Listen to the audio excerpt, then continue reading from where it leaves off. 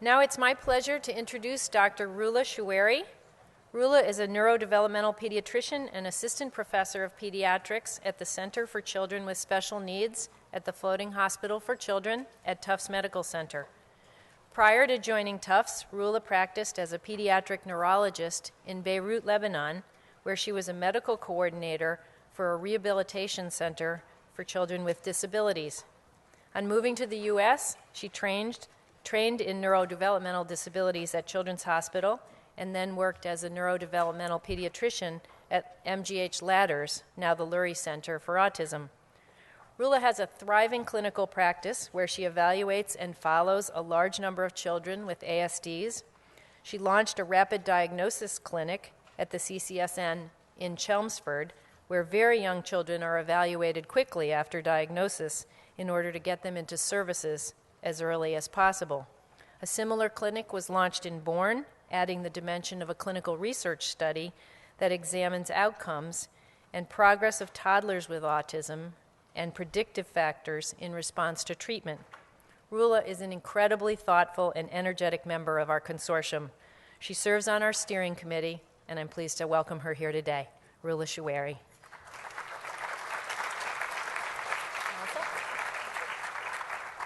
Thank you, Didi, and thank you for having me here today.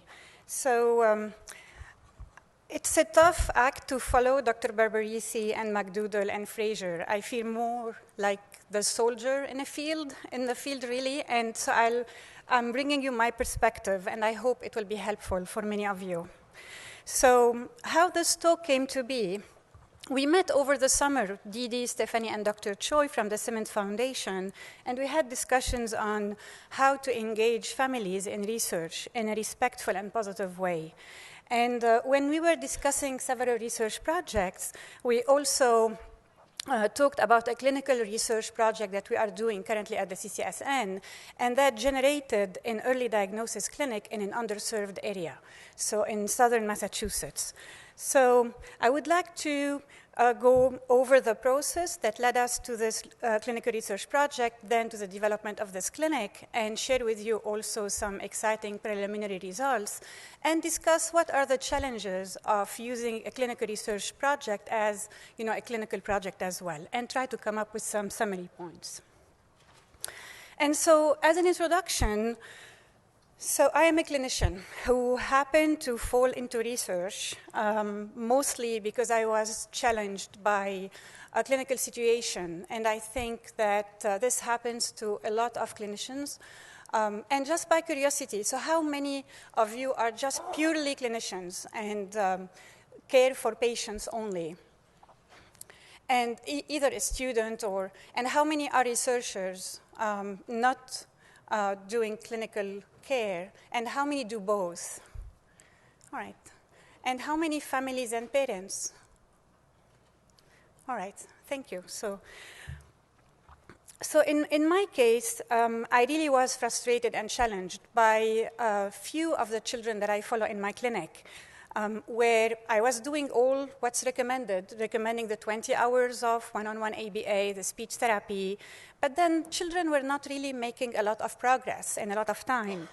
And this is frustrating for a clinician. We are trained to intervene, we are trained to treat, and we are trained to be active. And when we don't have answers or we are frustrated, it's really a tough place to be at. So we start asking questions. Are we missing something? What can we do more?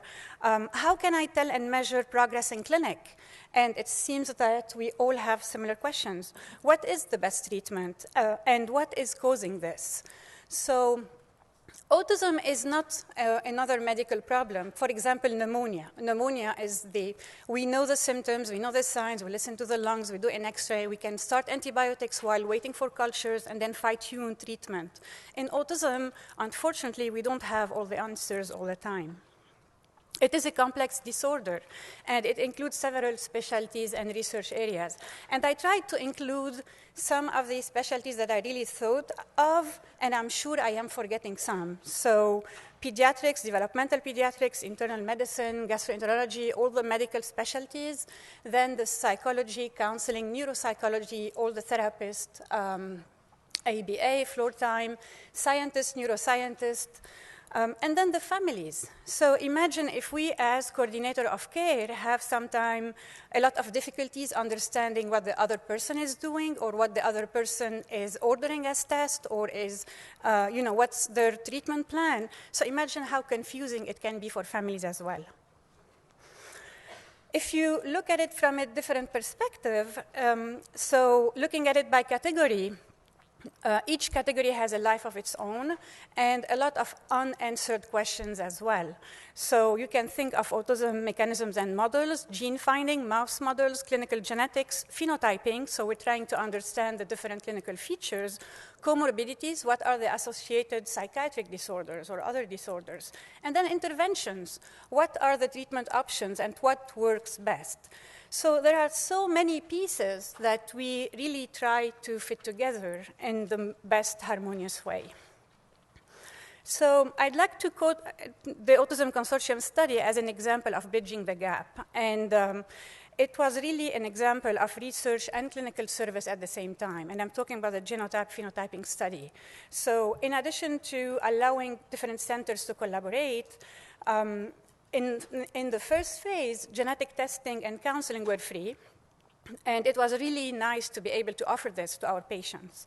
The neuropsychological testing was also done for free, and there was a very nice communication with the team that did the testing, in that we were able to get the results.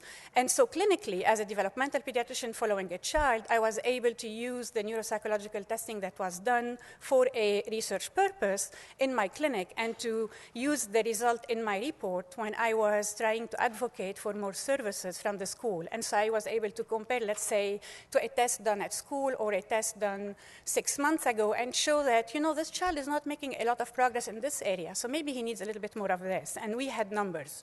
So this was really good. And I think it showed, it's an example of the direct clinical use and benefit of a research project. The database is also an extremely rich pool of data available. And one small example, so Asiminia Angelidou is a research certificate student, and she was allowed access to the database after the steering committee reviewed her her research plan. And she actually looked at allergies and gastrointestinal symptoms that are reported in children and adolescents that were enrolled in the Autism Consortium database, and looked at the association with the degree of severity of autism and compared the data to the control published in the literature. And she found actually that allergies and GI symptoms were present in almost half of the Autism Consortium children. And food allergy was reported in 17% of kids. So this is just an example of a quick analysis using the pool of data that the Autism Consortium has compiled as well. So going back to what does research say, what do we see in our clinics? So for example, what do we know now in autism treatment? So evidence-based treatment, if you just look at the literature, the only treatment that's been really studied and peer-reviewed and analyzed is ABA. However, in our clinics, in clinical practice, other treatments work and work very well. Floor time, pivotal response treatment, speech therapy, occupational therapy, to name only a few. And I want to refer you back to the National Autism Center, who conducted a classification of evidence regarding treatment, and their report is pretty comprehensive and complete as well. So an important question remains, what type of treatment works for what kind of autism spectrum disorder? Clinically, what do we do in clinics? In clinic, we follow the National Research Council recommendations that are based also on review of literature and recommend 20 to 25 hours of treatment a week, starting at a very young age, as soon as diagnosis is made. Now, however, we do see in clinic sometimes children receiving all these treatments and even 25, and I've seen children receiving 30 hours a week, but making very slow progress. And so, whereas we're seeing also children receiving 6 hours a week, because this is all what they were able to get in their community, make very rapid progress. So what predicts response? And so these are actually the research questions that I would like to develop a little bit and that we worked on. The question 1, can we predict who responds to treatment? And question 2, how can we measure progress clinically and quickly in toddlers? So whenever you have a question, you go to the literature and you look up what's already been there, what's already been published and studied. And for treatment outcomes, especially in younger children, so this, my interest is focused on toddlers and younger children. So there was not a lot of factors that were actually published. And these are nicely summarized by a paper from Rogers and Wismara. So pretreatment IQ, developmental quotient before entry to treatment, seems to correlate age at entry to treatment. So the younger, the better. Amount of treatment. And actually, this is interesting because since the review of the literature, there were at least 3 publications in 2010 about developmental interventions in younger children, so in toddlers below the age of 3, that relied on targeted joint attention intervention and more reciprocal imitation intervention, and did bring out good results in language and in developmental quotient. And they were only at 4 to 6 hours a week, but they also included a parent training component. So these interventions were happening more often during the day. So there are family characteristics, there are biological variables, and there are social variables as well. Now, a review of what makes a child respond to pivotal response treatment showed that there are 3 best responder factors: more toy play, less social avoidance, and more stereotypic language, actually.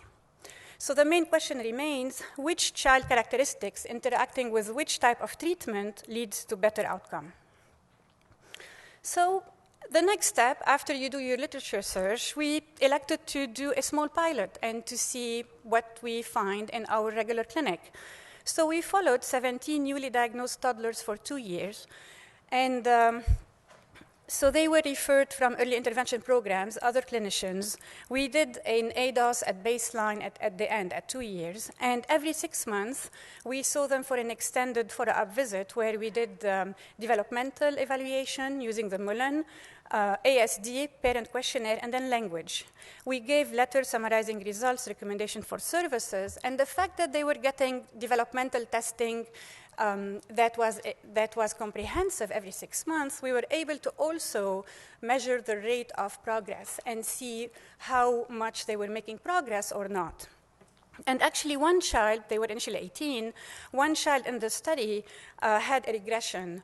And we were able to document this because of the numbers, and these results were used to advocate for her so that she was placed out of district in a more strict ABA preschool, and she did have a big medical workup.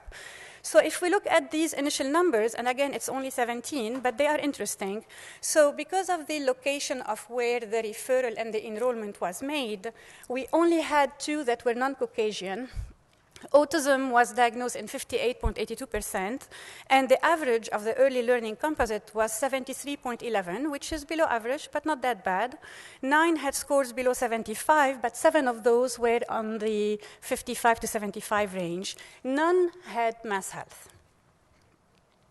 So results at 2 years showed that actually the number of hours of one-on-one treatment did not correlate with improvements on the ADOS. So these are children we saw, we gave them letters, they went out to their communities, they got the treatment that they were able to get in their communities, and we were following them up over the 2-year course. What we found correlated with the ADOS scores were the baseline scores and the visual reception skills on the Mullen scales of the early learning. And as you see, the p-values are pretty significant. Initially, we had 10 children with autism.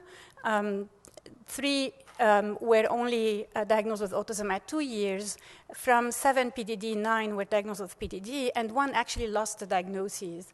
And this child was also evaluated part of another project because he had become a sibling to a younger child. And when he was enrolled in that other project, they did the ADOS, and he did not meet criteria, which was really nice. So this is a very small sample, not representative. We cannot generalize. especially that the number of hours was very wide. So kids were received between 6 to 25 hours.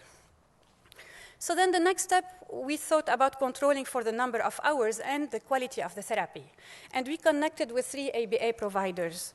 We connected with Milestones in Waltham, HMEA in Western Massachusetts, and then with CMS, Children Making Strides in Bourne on the Cape. We figured that toddlers, if we enroll toddlers directly from the ABA providers, we would be getting toddlers receiving the same amount and quality of treatment. Now, the CMS team saw this as a real opportunity for an early rapid diagnosis clinic in an area of need. And so since June of 2010, we've done 32 clinics on the Cape at CMS at a rate of 2 clinics a month. And we've been receiving referrals from the Cape and Islands and southern Massachusetts, New Bedford.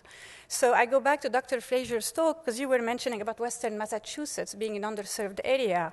I was really surprised and astonished to find that this was a real underserved area, that there are no, for example, on the Cape, there are no developmental pediatricians. And I'll share with you the data, the preliminary data that we're finding so far. We've also done 2 workshops on early signs of ASD and screening to early intervention, early childhood educators in Sandwich and New Bedford. So in that project, we enrolled toddlers until the age of 31 months. Our youngest is 18 months. Exclusion criteria were active neurologic disorder or known genetic disorder. And then we follow them up every 6 months until they are 37 months of age. So each child gets 2 or 3 visits, depending on the age that they were enrolled at. And we wanted to keep the data clean, so just the early intervention period of time. And we did the ADOS Mod 1 at each visit. We also did a test we are developing to measure outcome, clinical outcome in toddlers, the social awareness knowledge test. We also did the Mullen scales of early learning and compiled parental report on the PDDBI, the Vineland, and the MacArthur language scale. It is a clinical research project, so we did get the approval of our Tufts IRB. Parents knew that this is a clinical research project, but that they will be receiving also the clinical evaluation part of this project.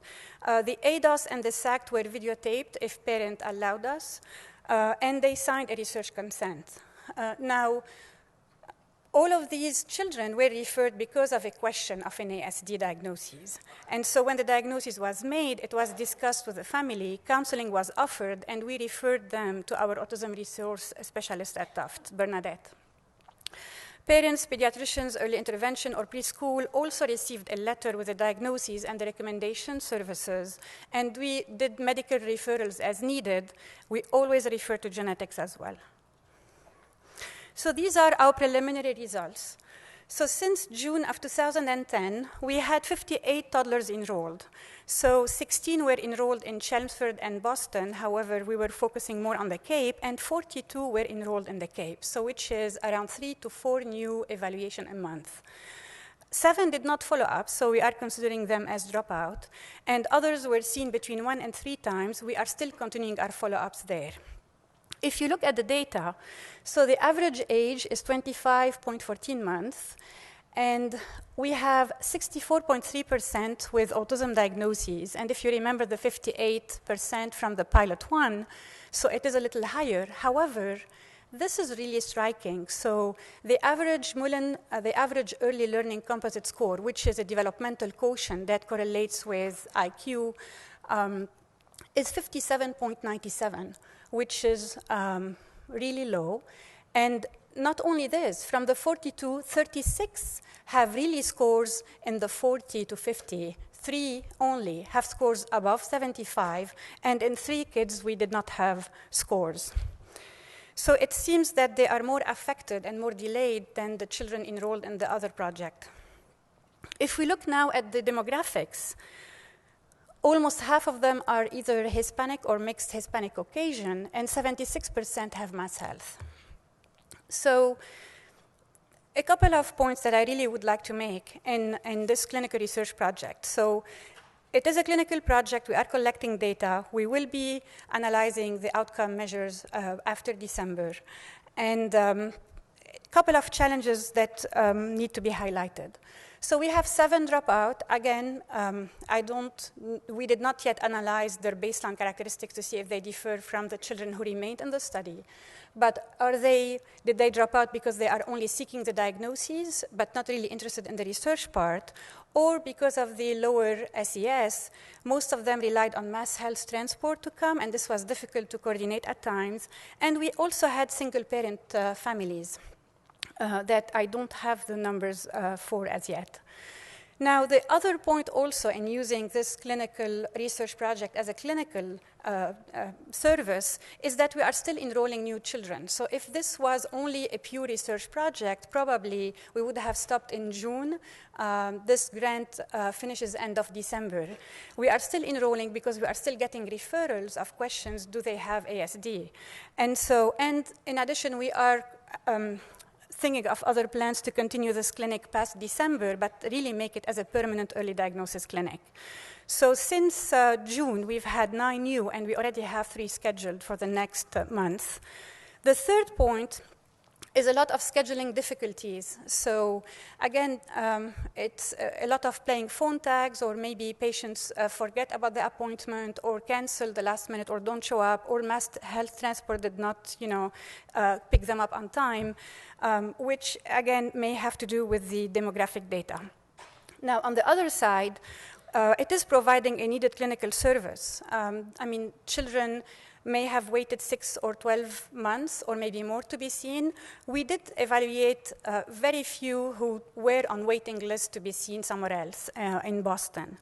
And it is reaching out to vulnerable populations, and at the same time, the results we are having may be more generalizable to the general population. And maybe if we show that a specific kind of intervention works, let's say with this single mom who has 2 jobs, who is on mass health, who speaks very poorly English, but the child is making progress, then maybe this intervention is really the way to go, or maybe it would be lessons to learn of what we can do, to really make the same progress happen. So the question, too, that we had, how to track progress clinically. So as a developmental pediatrician, our follow-up visits are 30 to 45 minutes. And a lot of the times we struggle, especially when I follow up, let's say, a 2-year-old after we've made a diagnosis. How can I tell that he's really making progress? How can I tell that he's using his eye contact better, he's pointing better, he's showing joint attention better? Is he more aware socially? And so we really wanted to be able to have a tool that we could use in an interactive way and to be able to elicit these results. We don't have currently an interactive tool that we could use clinically to elicit these results on follow-up. The ADOS is done at diagnosis, and the authors really caution about using it as a follow-up measure. And it takes 20 minutes. So we did put together, and we're currently validating 9 presses that we created and put together to evaluate and follow on joint attention, response to name, response to emotions, human agency, social awareness, and it also includes cognitive measures. The test takes 5 to 10 minutes to administer, and there was a manual and training module made, and each item scored is between 0 to 4, and there is a poster about this as well. Our preliminary results show that it really correlates very nicely with the ADOS. We had the previous version, SAKT-A, and SAKT-B is the refined version. And we are working on analyzing the sensitivity to progress, to picking up on progress and change, and to also do further validation. There are other autism projects at the CCSN, and I refer you back also to the Autism Consortium website. So summary and points to think about. So bridging clinical care to clinical research, it's such a huge topic, and I try to think about how we do things in clinic, and when were the times where we really used research and really it helped us to evaluate if a child is making progress or to advocate for more services. So as a clinical provider, if we are made aware enough of a clinical project, what it does, and what testing are included in that project, then we would be able to also discuss it with our families. And not only refer them, but also be more comfortable in answering their questions. And understand more the usefulness of it.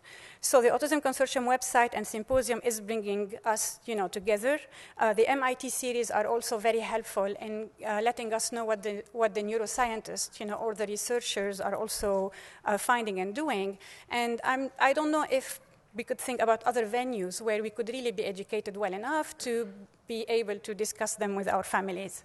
The second point is, could it be that whenever a child is enrolled, there is a consented communication already made so that the primary clinical, the clinical coordinator of the child is also made aware that he or she has been enrolled in this project, and also so that we know what type of testing are being done that we could use clinically. For example, if you're doing a Mullen part of your evaluation, we could use a Mullen, in a report, and then maybe on the next visit, or maybe we could compare to a previous test that was done outside. We could do the same with any other test, like language tests or auditory processing testing. And the third point is really reaching out for underserved areas and non-English speaking communities. So we know that cultural factors are important, and they are definitely very important in intervention studies. It's really important that the minorities are included. There may be genetic heterogeneity, and there may be also different ASD phenotype. The results can be more generalizable, and we can offer also a clinical care component.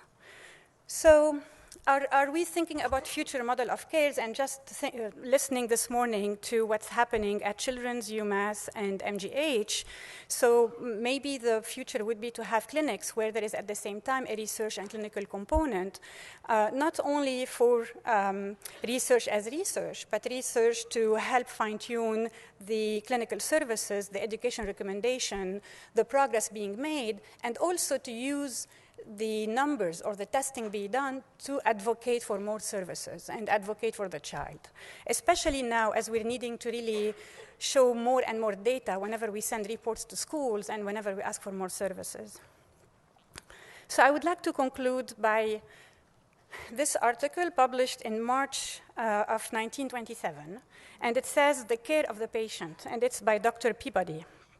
And it's really a very nice article and still very up to date. Dr. Peabody was the first chief resident at the Brigham Hospital. He was a medical internist, and he also was a researcher at the same time. He served in World War I as a field doctor. He helped establish the first modern medical school in China and helped found the Journal of Clinical Investigation. That's all basic science. I tried to look at it. And so during the first 6 months of 1927, himself seriously ill at only 45 years old, he delivered a series of lectures about what it means to serve as a physician. And these are the two most known quotations from him. The treatment of a disease may be entirely impersonal. The care of a patient must be completely personal. And from his famous final lecture entitled The Care of the Patient, he said, the secret of care of the patient is in caring for the patient. And actually, when I read more about him, I found that he said this lecture on October 21, 1925, so 86 years ago, and probably not so far from here, to students, to Harvard medical students. So it is, the secret of care of the patient is in caring for the patient, and this is really where we find our questions, but we also find our answers. And so I would like to thank my co-PI, the research team, my mentors for the SAKT project and for the Outcome project, and my mentors for many other, so many various things, whether clinical, educational, and Bernadette, the Autism Research Consortium, CCSN team, the CMS staff, early intervention programs who really are so diligent on picking up on signs and talking to the families and really getting the referral process in place, and the children and their amazing families. Thank you.